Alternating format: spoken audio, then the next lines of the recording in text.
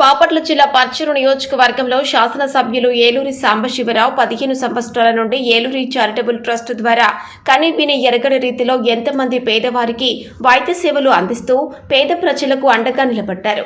ఈ మెగా వైద్య శిబిరాన్ని ఇక ముందు కొనసాగిస్తూ ఉంటాను. మీకు సేవ చేయడమే నాకు గొప్ప అదృష్టంగా భావిస్తున్నానని ఏలూరి సాంబన్న కొనియాడారు. ఆయన పర్చూరు నియోజకవర్గంలో 3 సార్లు వరుసగా గెలవటానికి ఈ వైద్య శిబిరాల ద్వారా పేద ప్రజలకు చేసినటువంటి సేవలే కుల మతాలకు అతీతంగా అందరూ ఓట్లు వేసి గెలిపించుకుంటున్నాము అని పర్చూరు నియోజకవర్గ ప్రజలు తెలియజేశారు.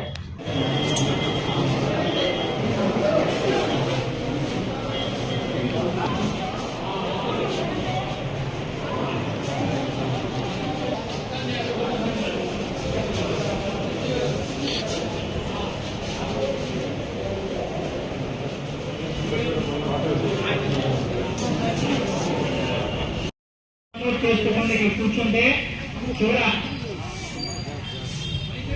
చివరి చేస్తుంది అక్కడ పేర్లు నమోదు చేస్తారు.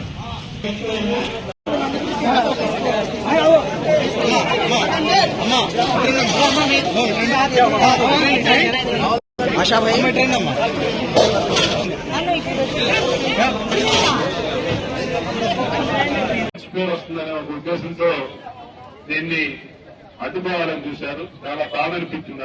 అందుకే ఎన్నికలు అయిపోయిన తర్వాత నుంచి ప్రతి నెల తప్పకుండా 5 సంవత్సరాలు మనకి అట్లాంటి ఇబ్బందులు ఉండవు కాబట్టి ప్రతి నెల కంటిన్యూస్ గా నేను ప్లాన్ చేశాను. ప్రతి నెల మీరు చూసే ఉంటారు. కాబట్టి